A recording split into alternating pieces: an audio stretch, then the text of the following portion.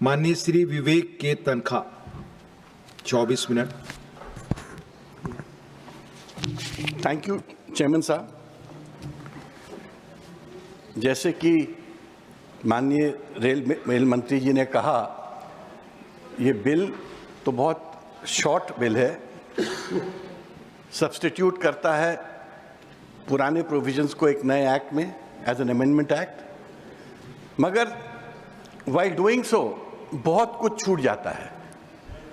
जो छूटा है मैं उसकी बात करूंगा इस बिल में। ये संशोधन विधेयक एक बहुत बड़ा मौका था। मैं आज ये स्पीच श्री जवाहरलाल नेहरू की कही हुई बात से शुरू करूंगा। रेलवे सिर्फ लोहे की पटरियां और इंजन नहीं है, ये हमारे देश को जोड़ने वाली एक ताकत है। रेलवे सिर्फ लोहे की पटरियां और इंजन नहीं है, ये हमारे देश को जोड़ने वाली एक ताकत है। आज हम रेलवे संशोधन विधेयक 2024 पर विश्लेषण और बहस करने के लिए यहाँ एकत्रित हुए हैं, जिसके बारे में मेरा मानना है कि ये एक बड़ा सुधार लाने का एक खोया हुआ अवसर है। इंग्लिश में I would say that Indian railway carries not just passengers, but the hopes, dreams, and struggles of 1 billion people.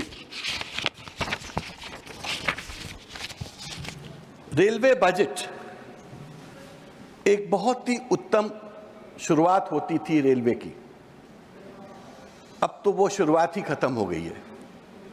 1924 से 2016 तक रेलवे का अलग बजट था, जिसमें रेलवे की योजनाएं, खर्च साफ साफ दिखते थे। अब रेलवे का बजट एक आम बजट में मिला दिया गया है, जिससे पारदर्शिता खत्म हो गई है। मुझे याद है पूरा देश मेन बजट से ज्यादा रेलवे बजट के लिए रुका रहता था।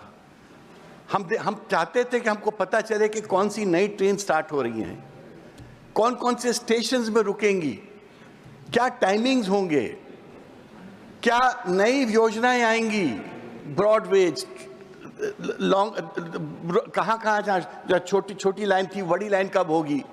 बहुत सारी बातें हुआ करती थी और जिसकी पूरा देश प्रतीक्षा किया करता था।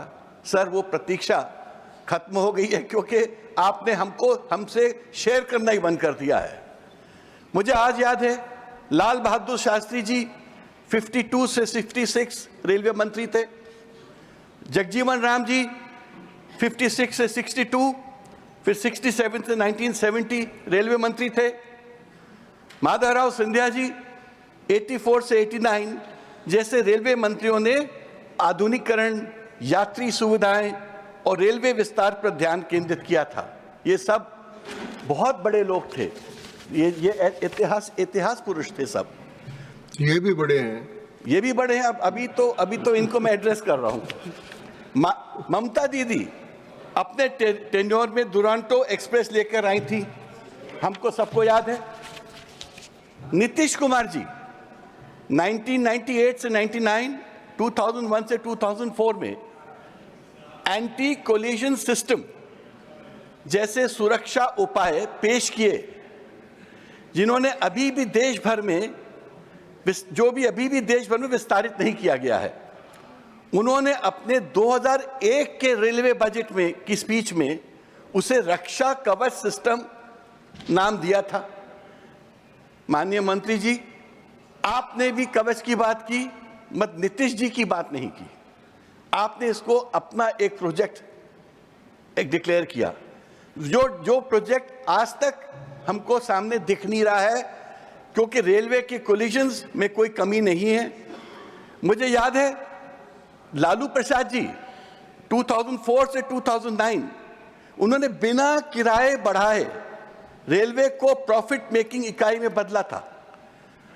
आज सेवा में सुधार के लिए किए बिना किराया बढ़ा दिया जाता है। हमको कोई ऐसा सुधार नहीं दिखता, बट किराया जरूर बढ़ता जा रहा है।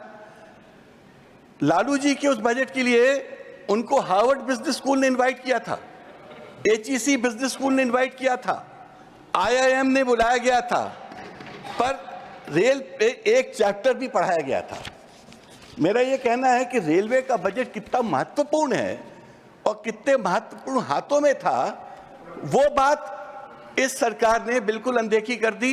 बजट ही खत्म कर दिया, पारदर्शिता खत्म कर दी, डिबेट खत्म कर दिया, संसदीय जांच खत्म कर दी। तो माननीय मंत्री जी, मैं ये तो कहूंगा कि ये जो आपका अमेंडमेंट है, ये समस्या का जड़ है। आप कहेंगे कैसे समस्या का जड़ है? क्योंकि आपने रेलवे बोर्ड का सरकारीकरण कर दिया है। अब आप कहेंगे सरकारीकरण कैसे हुआ? रेलवे बोर्ड नाम मात्र की स्वतंत्रता है, एवरीथिंग इज मिनिस्टर ड्रिवन। जो रेलवे बोर्ड की परिकल्पना थी, जो रेलवे बोर्ड के बारे में सोच था, जैसे दूसरी सर्विसेज के बारे में सोच था, that they will be autonomous, functionally autonomous, organisationally autonomous, वो चीज अब खत्म हो गई है। Now the public perception is it is minister driven. अगर आप विकसित भारत की सोच रखते हैं तो operationally and functionally autonomous and independent institution के बिना भारत विकसित कैसे होगा? अगर आप अपने इंस्टीट्यूशंस को एम्पावर नहीं करेंगे और उनको डिसीजन मेकिंग प्रोसेस में इंडिपेंडेंस नहीं देंगे तो आपका विकसित भारत नहीं बनेगा। मैं नहीं कह रहा हूं, ये तमाम सरकारी रिपोर्ट्स का भी कहना है। पब्लिक की भागीदारी एकदम खत्म हो गई है। संसद में कोई निगरानी समिति नहीं है, कोई पारदर्शिता नहीं है, और हम विकसित भारत की बात करते हैं। अगर आप रेलवे को आगे बढ़ाना चाहते हो, विकसित करना चाहते हो, तो सबसे पहले तो it should be open to debate, it should be a transparent organisation. Railway board को ऑटोनॉमी दीजिए, उनको थिंकिंग प्रोसेस का पार्ट बनाइए। If it is becomes a mantri driven exercise, it won't happen, क्योंकि मंत्री जी की भी एक सीमा होती है सोच की। माननीय रेलवे मंत्री जी, मुझे पता है कि आप टेक्नोलॉजी के प्रेमी हैं। मुझे यह भी ज्ञान है कि आप ट्विटर में तुरंत रिएक्ट करते हैं, आपका इनोवेटिव माइंडसेट भी है, मगर आप ब्यूरोक्रेटिक माइंडसेट के हैं। आप वो पॉलिटिकल ओपननेस जो एक रेलवे मंत्री की जरूरत है, वो मिसिंग है। मैं इसको बुराई के तौर से नहीं बोल रहा हूं, मैं पब्लिक का परसेप्शन से बात कर रहा हूं। रेलवे में कई बड़े बड़े टेक्नोलॉजिकल बदलाव की जरूरत है, लेकिन जो रेलवे में इनोवेशन या आधुनिकीकरण चाहिए, भारत अभी उससे वंचित क्यों है? यदि जनता के प्रति नहीं तो रेलवे बोर्ड किसके प्रति जवाबदेही है? क्योंकि रेलवे बोर्ड से हमको अगर कुछ पूछना भी है, या पहले जो रेलवे बोर्ड की एक ओपननेस होती थी, वो तो समाप्त हो चुकी है। आज ये नहीं मालूम होता है कि रेलवे बोर्ड जनता के प्रति जवाबदेही है कि नहीं। किसी आदर्श सरकार के लिए क्या होता है? यात्रियों की सुविधा, सुरक्षा और की प्राथमिकता होती है। सुरक्षा और सुविधा की प्राथमिकता ही तो सबसे बड़ी आपका मूल कार्य है। बालासोर में 2023 में 296 मौतें हुई ट्रेन एक्सीडेंट से। बेंगलुरु हावड़ा एक्सप्रेस का कोलिजन हुआ 13 अक्टूबर 23 में 13 डेथ्स हुई।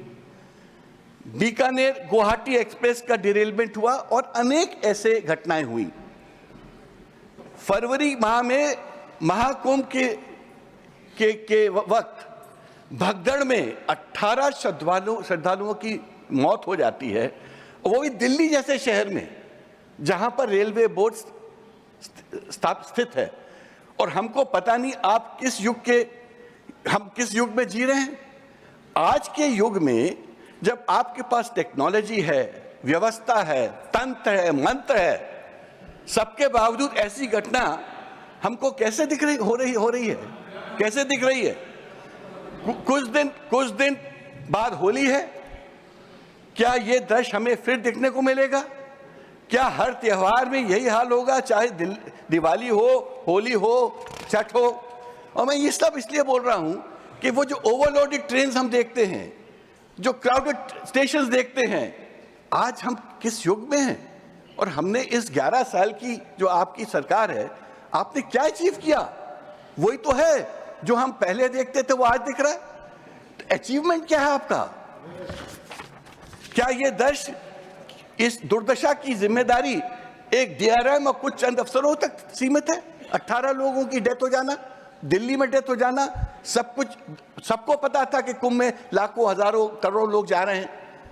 उसके बाद भी क्या अगर ऐसी घटना होती है तो इसकी जिम्मेदारी कुछ और नहीं, किसी और की नहीं हो सकती? मैं किसी का त्यागपत्र नहीं मांग रहा हूं, क्योंकि इस देश में गौरवशाली परंपरा रही है। जब लाल बहादुर शास्त्री जी, नीतीश जी, ममता दीदी ने ऐसे हादसे के बाद अपना इस्तीफा दिया था, क्योंकि ये प्रजातांत्रिक प्रणाली का एक मान बढ़ाना होता है। त्यागपत्र देना या देना ना हर व्यक्ति के अपने विवेक की बात है, और मैं उस पे ये बात खत्म कर देता हूं। अब मैं आपको बताना चाहूंगा, हम लंबी चौड़ी बातें करते हैं, हमने इतना विकास किया, हमने इतना विकास किया। हमने भारत में रेल के विकास जरूर किया, पर भारत के रेल आंकड़ों को चीन के रेल आंकड़ों से तुलना करना चाहूंगा, क्योंकि चीन ने इंडिया को बेहद पीछे छोड़ा हुआ है। सुनिए, पहली बार संचालन रेलवे का चीन में, भारत में हुआ था 1853 में, चीन में 1878। हमारी नेटवर्क की लंबाई है 70,000 किलोमीटर, चीन की है 1,50,000 किलोमीटर। हाई स्पीड रेल हमारे यहां आज भी निर्माणाधीन है। चीन में 40,000 किलोमीटर का दुनिया का सबसे बड़ा हाई स्पीड रेल निर्माण ट्रेन ट्रैक है। औसत एक्सप्रेस ट्रेन की गति 50.16 किलोमीटर पर घंटा 2019-12 से 51.1 किलोमीटर पर घंटा 23-24 में हुआ हमारा। चीन का 140 से 160 किलोमीटर घंटा की औसत स्पीड है सर। औसत मालगाड़ी की गति 23.6 किलोमीटर पर घंटा 19-20 और 23-24 के बीच की बात बता रहा हूं मैं। चीन में मालगाड़ी की स्पीड है 120 किलोमीटर पर घंटा औसत स्पीड। माल ढुलाई की मात्रा, हम 500 करोड़ की माल ढुलाई करते हैं टन की, चीन 1000 करोड़ का करता है टन की। यात्रियां, हम 800 करोड़ यात्री एनुअली अपने ट्रेन में ले जाते हैं एज पैसेंजर्स, वहां 2000 करोड़ जाते हैं। अंतरराष्ट्रीय चीन, हमारा कनेक्शन क्या है? हम पाकिस्तान से कनेक्टेड थे, वो बंद हो गया। नेपाल की सीमा तक ही ट्रेन जाती है, अंदर आगे नहीं जाती है। बांग्लादेश में जो परिस्थितियां हैं वो आपके सामने हैं। चीन यूरोप से कनेक्टेड है, लाओस से कनेक्टेड हो रहा है, म्यांमार, थाईलैंड और वियतनाम। तो मेरा ये कहना है कि हम जब विकसित भारत की बात करते हैं तो हमको इन मापदंडों के बारे में सोचना चाहिए कि जो हमारे से कॉम्पिटिटिव नेशंस हैं उनके मापदंड क्या है, मेरे मापदंड क्या हैं, और हम कितने पीछे हैं। आपका 2013-14 में एवरेज फेयर पर पैसेंजर क्या था? 0.32, जो आपके रेलवे के मापदंड से मेजर होता है। 21-22 में बढ़कर 0.66 हो गया, जो 107% की बढ़ोतरी है एवरेज फेयर पर पैसेंजर। तत्काल टिकट और डायनेमिक किराया में ज्यादा पैसा देने पड़ते हैं, 2000 का 6000 तक देना पड़ता है, जैसे फ्लाइट में होने लगा है। क्या सरकार प्राइवेट कंपनी से कंपटीशन कर रही है? Railway is a public carrier, क्या आप प्राइवेट कंपनी से कॉम्पीट करना चाहते हैं? Platform ticket, cancellation fee, reservation fee सब बेहद बढ़ चुके हैं। वंदे मातरम दिल्ली कानपुर की औसत गति 83 किलोमीटर घंटा है, वो तो आपका प्रोजेक्ट है, जिसका किराया 1195 रुपीज है, जबकि शताब्दी की स्पीड 82 किलोमीटर घंटा है, जिसका किराया 840 रुपए है। क्या फर्क है? 200 रुपए का 200 फर्क है, मगर स्पीड में क्या फर्क है एक किलोमीटर का? मनमोहन सिंह जी ने की सरकार के तहत यही शताब्दी का टिकट 450 से कम था। मेरा प्रश्न यह है कि वंदे भारत ट्रेन में आपने क्या बदला? सिर्फ इंजन का शेप बदला, उसको एक जैसे एरो शेप देते हैं। कुछ टाइम पहले एक गाय, मेरे पास तस्वीर है, वंदे भारत की इंजन से टकरा गई थी, तो जब खोला सामने का तो देखा अंदर खोखला है।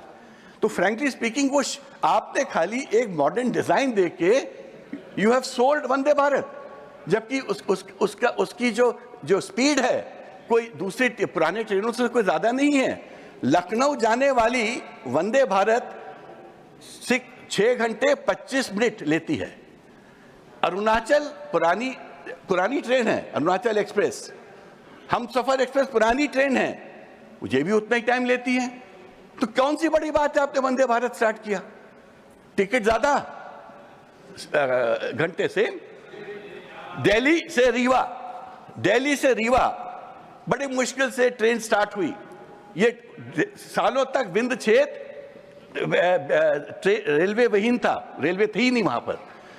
बड़ी मुश्किल से अर्जुन सिंह जी के वक्त वो वहां पटरी लगी, ट्रेन स्टार्ट हुई। अब प्रयागराज से होते हुए दिल्ली से प्रयागराज, वहां से रीवा जाती है एक ट्रेन जो पूरे विंध्य प्रदेश को केटर करती है। प्रयागराज के बाद वो ट्रेन 5 घंटे लेती है रीवा पहुंचने के लिए। हम गाड़ी से 2 घंटे में पहुंच जाते हैं, तो लोग प्रयागराज में उतर जाते हैं, गाड़ी से जाते हैं। तो मेरा ये कहने का मतलब है कि अगर हम इन सुधारों को विकसित भारत की सुधार बोलते हैं, तो ये क्या सुधार है? नीति आयोग के सुझाव की बात कर रहा हूं मैं। नीति आयोग ने की 3 रिकमेंडेशंस थी जो इंप्लीमेंट होनी थी। ऑटोनॉमी ऑफ रेलवे बोर्ड के बारे में नीति आयोग ने बात की। क्या हुआ? आपने तो खाली रेलवे बोर्ड को 905 एक्ट से लेकर 1989 एक्ट में सब्स्टिट्यूट कर दिया, इसके अलावा तो कुछ किया नहीं। रैशनलाइजेशन ऑफ डोमेस्टिक फेयर्स के बारे में नीति आयोग ने बात की। Extensive use of public private partnership in non core business of railways में नीति आयोग ने बात की। और सबसे बड़ी बात नीति आयोग ने बोली है, autonomy and independence of railway board with railway zones with full financial autonomy। खाली आप बोर्ड को नहीं, आप अपने जीएम्स को भी ऑटोनॉमी दीजिए, मेक देम फंक्शनल। आप तो यहाँ ओवर सेंट्रिक कर रहे हैं, आप तो पूरी चीजें को मिनिस्टर ड्रिवन कर रहे हैं। तो रेलवे बोर्ड की जो पूरा जो structuring is under challenge today. कर्मचारियों के बारे में बोलना चाहूंगा। भारी कमी, 3,12,000 पद खाली, जिसमें से जरूरी सुरक्षा कर्मी भी शामिल हैं। 20.5 लोको पायलट की कमी है, जिससे चालक थक जाते हैं और गलतियां हो सकती हैं। कंट्रोल रूम में 15 से 24% की कमी है, जिससे ट्रेन लेट होती है। किराया तो अधिक हो गया है, लेकिन रेलगाड़ी धीमी है और भीड़भाड़ है। इसको क्या हम प्रगति का मापदंड कहते हैं? कुछ सुधार के बारे में भी मैं बोलूं। रेलवे सुरक्षा के लिए एक अलग संस्था बनी थी, रेलवे एक फंड बना था, रेलवे सेफ्टी फंड, जो कि एक डेडिकेटेड फंड था रेलवे की सेफ्टी इंप्रूवमेंट के लिए। ये माधवराव सिंधिया जी ने बनाया था, उनके कार्यकाल में हुआ था, स्थापित हुआ था। फिर नीतीश जी ने अपने 2001 के बजट में इस फंड के बारे में चर्चा की थी। कहां वो दुर्घटना का फंड? रेलवे दुर्घटना में जो कॉम्पेंसेशन है, जो कॉम्पेंसेशन मिलता है, वो ट्राइब्यूनल्स में कितना समय लग जाता है जो डिस्प्यूट्स होते हैं। तो प्रॉब्लम यह है कि आपके सिस्टम में तो कोई इंप्रूवमेंट है नहीं। आपकी ना तो सुरक्षा की सिस्टम में इंप्रूवमेंट है, ना ट्रेन के मूवमेंट की सिस्टम में इंप्रूवमेंट है, ना रेलवे स्टेशन की भीड़ में इंप्रूवमेंट है। और आज भी हम वो ट्रेनों को देखते हैं जिसमें छतों पे लोग भर भर के जा रहे हैं। जब छठ होती है, सब तब तमाम त्योहार होते हैं। ये कोई नई चीज़ तो है नहीं, ये कोई नए त्यौहार तो है नहीं, ये तो सदियों से ये त्यौहार चल रहे हैं। कुंभ हुआ, कितने लोग परेशान हुए। तो मेरा ये कहना है कि हम इन मापदंडों पे खड़े नहीं उतर पाए। यात्रियों के अधिकार की बात करूं मेरा कहना है रेलवे में 800 करोड़ सालाना लोग ट्रैवल करते हैं, उनके कुछ तो अधिकार हैं। जैसे फ्लाइट में भी यात्रियों के अधिकार होते हैं ना, तो रेलवे में भी तो कुछ अधिकार होने चाहिए। आज डेट तक उन अधिकारों को आपने कोडिफाई नहीं किया। फ्लाइट में ट्रैवल करने वालों को तो DGCA में बहुत अधिकार मिल गए हैं। अगर फ्लाइट 3 घंटे से ज़्यादा लेट होती है तो आपको खाना मिलेगा, आपको लाउंज में ले जाएंगे, आप 6 घंटे ज़्यादा होगी टिकट कैंसिल हो जाएगी। आपने रेलवे में कोई ऐसी व्यवस्था की है? कोई कोडिफिकेशन नहीं है, क्योंकि रेलवे गरीबों की मूवमेंट है। बड़े लोगों के लिए तो आप लोग कर देते हैं, बट जहां जहां जहां गरीब इंडिया चलता है वहां पर हमारा ये नजरिया नहीं रहता है। क्या रेलवे ट्रैवल करने की यात्रियों का कोई अधिकार नहीं है? सीनियर सिटीजन्स की सब्सिडी आपने कोविड का बहाना लेके खत्म कर दी। जर्नलिस्टों की सब्सिडी आपने कोविड को लेके बहाना लेके खत्म कर दी। क्या इसको फिर लागू करेंगे? ये पूरा देश जानना चाहता है। क्या हर ट्रेन में कम से कम एक महिला कोच अनिवार्य नहीं होनी चाहिए? हम महिला सशक्तिकरण की बात करते हैं, इंटरनेशनल वुमेन्स डे मनाते हैं, बट देखिए तो महिलाओं की बेचारियों की जब घुसने की किस तरह बुरी तरह घुस पाती हैं, कैसे धक्का मुक्की होती है। क्या हम अपनी महिलाओं को आदर से, डिग्निटी से ट्रीट नहीं कर सकते? बुजुर्गों और विकलांगों के लिए सुविधाएं बेहतर हो जाएं। मेरा निष्कर्ष है कि भारतीय रेलवे में कॉस्मेटिक चेंजेस की नहीं, असली सुधार की जरूरत है। यात्रियों की सुरक्षा और सेवा को सबसे ऊपर रखना होगा। भारत को तेज ट्रेनें चाहिए, अच्छी टेक्निक और मजबूत सुविधा की जरूरत है, मगर ये उसके फेयर रीजनेबल होने चाहिए। मंत्री जी, मुझे पता है कि आपको रील्स की बहुत पसंद है, आप रील्स को बहुत पसंद करते हैं, ये ऐसा पब्लिक परसेप्शन है। मगर मैं चाहता हूं, आज के बाद मुझे विश्वास है कि आज को आपको अपने रेल से भी मोहब्बत हो जाएगी। जब तक रेल से मोहब्बत नहीं करेंगे और रील से मोहब्बत करेंगे तो विकसित भारत का निर्माण नहीं होगा।